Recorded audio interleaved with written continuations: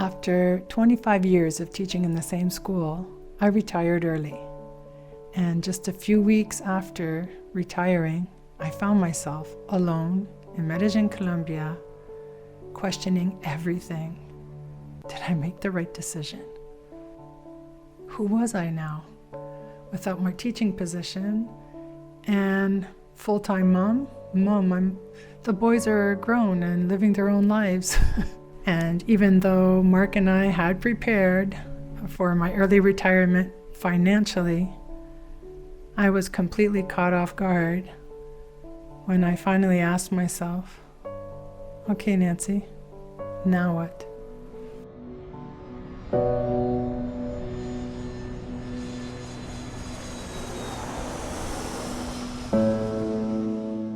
Let me take you back a bit, because the months leading up to this moment were intense. So let's go back to when I was in Peru, a couple of weeks ahead of Mark, waiting for him because we were meeting up to go do our dream trip to Machu Picchu and explore Peru, but that will be another video. Machu Picchu, agua caliente.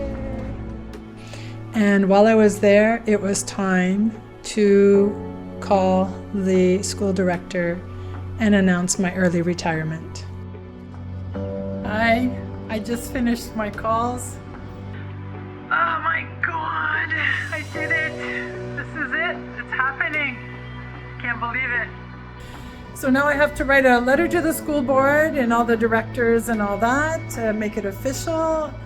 I still have like the pain here. Nancy's like, maybe you have pain because you shouldn't leave, but no, I think it's just, I know it's a big step in my life, but in my heart, I know I want to move on, but it's scary. It's freaking scary. So thank you for holding my hand and being there for me. Love you. From Peru, we flew to Medellín, Colombia, where I had dental work to get done. And while we were there, we got the call that you never want to get. Mark's mother passed away, so we rushed back to Canada and came for the funeral. After rushing back to Montreal, Canada for the funeral, we then had to drive 6 hours north to the city where my school is, and I wanted to teach my final classes in person, to say goodbye to my students and close an emotional chapter of my life after 25 years of working with my dear colleagues and friends. Ben voyons. Oh! Oh, c'est donc bien chou! Et puis il est plein comme mon autre était.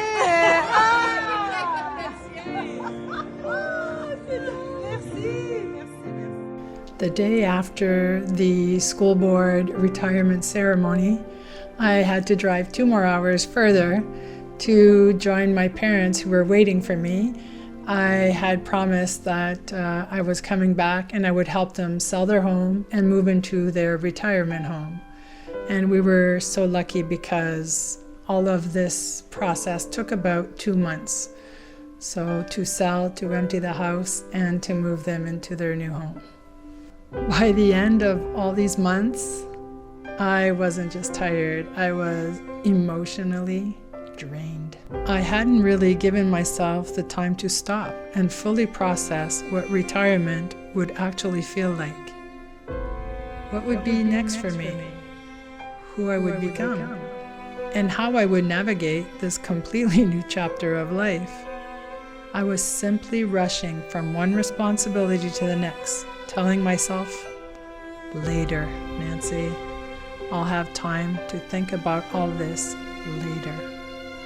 Later. I'll have time to think about all this later.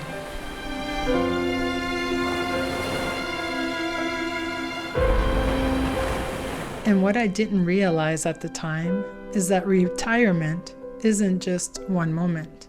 It's a process. Most people go through 4 phases. 1, excitement and fear. 2, honeymoon phase. 3, feeling lost, questioning everything. 4, rebuilding a new life.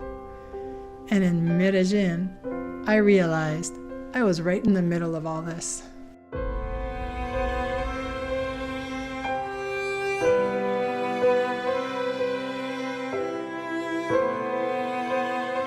In the months before retiring, I was excited.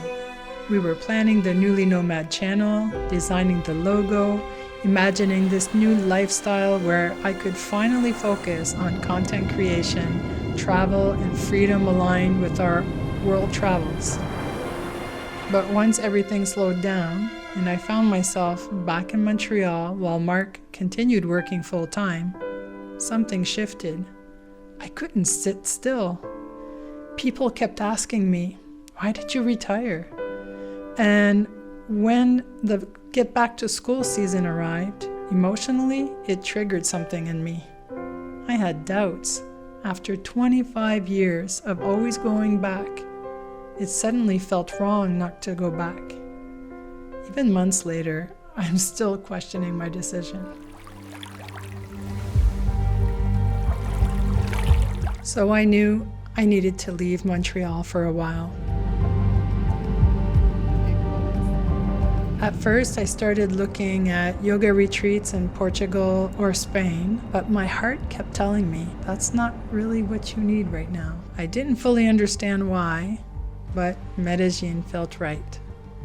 And of course, I booked my one-way flight the day before. We pivot fast. And off I went, following this strange gut feeling, while also scouting a new neighborhood and hotel in Medellín for the newly Nomad channel.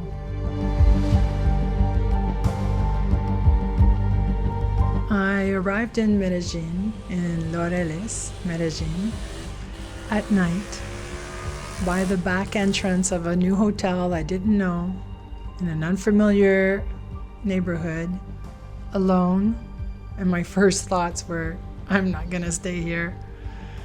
I told myself 3 days, and then I'm leaving. The first days, I felt like I was free-falling into a bottomless black hole. And it wasn't because I was in Medellín, it was really my inner state. And I had never felt like that before in my life.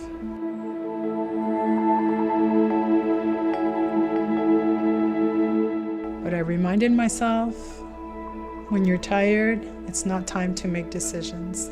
So I calmed myself down. I gave myself 3 days before deciding anything. I found a peaceful rooftop space at the hotel where I stayed and started journaling, meditating, doing yoga, and finally giving myself space to breathe. Then every morning I'd go downstairs for breakfast, and those warm smiles and cheerful "Hola! Hola, ¿cómo estás? Ahora bien. Ahora bien. The strong Colombian coffee, slowly I started feeling safe. The warmth and silliness of the hotel staff reminded me of the boys back home and family. And then something changed everything. I found a yoga studio in Laureles, right next to my hotel. That studio gave me a reason to get up in the morning. I took yoga classes every morning and every evening. So happy I found this place for yoga in Medellín, Laureles. Let's go for yoga. There everybody is. I was like, where is everybody? So I'm everybody, I guess. Showing up tired, healing mentally, and getting stronger physically. Slowly, I started feeling like myself again. I started feeling more at peace, and slowly, light started coming back into my life. I still remember hearing the yoga instructor saying to the class, "Saturday morning yoga and coffee, everyone." I decided to join them, and something so simple felt incredibly comforting. I started meeting fellow yogis, retirees, expats, locals, nomads, travelers from around the world. New friendships and bonds were forming. And somewhere between the yoga community and the hotel staff calling me by name, taking care of me, making me feel protected and safe as a solo woman traveling, I stopped feeling Me encanta un poquito. Canta. Ella. ¿Quieres que le trove? Otra. Eso dijo el armadillo cuando estaba en la casita. Tráigame pues la comida que yo ya tengo hambrecita. Porque es que no entra.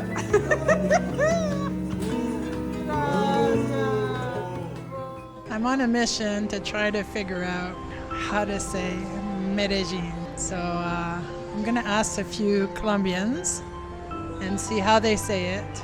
I want to get this right. I've been coming for years and I feel that nobody says it the same way. So let's check this out. Por favor, ¿tú puedes decir? Medellín. Medellín. La forma correcta es Medellín. Gracias. And while I was healing, I was also building something new. I had a new computer, new camera, the equipment, the technology, YouTube, how does it function? ChatGPT, online learning. I was overwhelmed at how much I needed to learn. I went from being this confident teacher to feeling like a complete beginner again. I even met Jael, a creative director and designer from my yoga class, who helped me bring the newly Nomad vision to life. And eventually, she helped us build a team with Juan as well. Looking back, I realized how fortunate I was to be surrounded by people who helped me through such a critical time in my life. For the first time, my life wasn't structured by a job. I was creating it.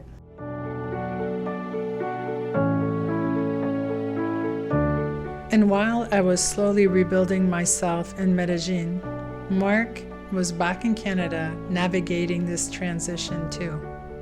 Still working full-time, balancing house sittings, and adjusting to this new chapter for the both of us. What started as a solo trip became a period of healing I will never forget.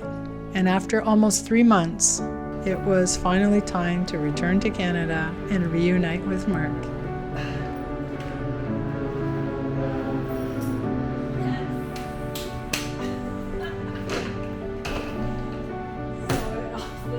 Leaving Medellín was much harder than I had ever expected. Because somewhere between the rooftop pool and journaling and the yoga classes, the hotel staff calling me by name and the friendships I built along the way,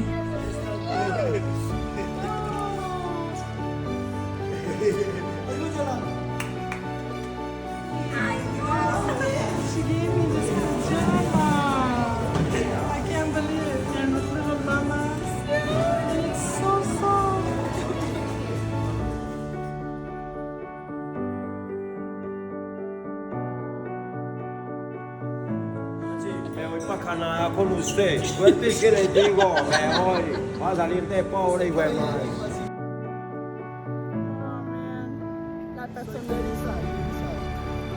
yo también. Yo te extrañaré. They're like my kids.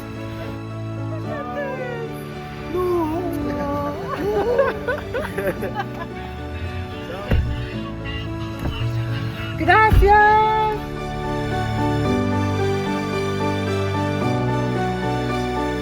I had slowly started finding myself again. Maybe retirement isn't having everything figured out. Maybe retirement is giving yourself the space to grow. I could not have planned for a better transition into retirement than my 3 months spent here in Medellín. Thank you. If you're going through this stage of life or thinking about retirement, you're not alone. Subscribe to Newly Nomad and follow our journey. And remember, it's never too late to reinvent your life.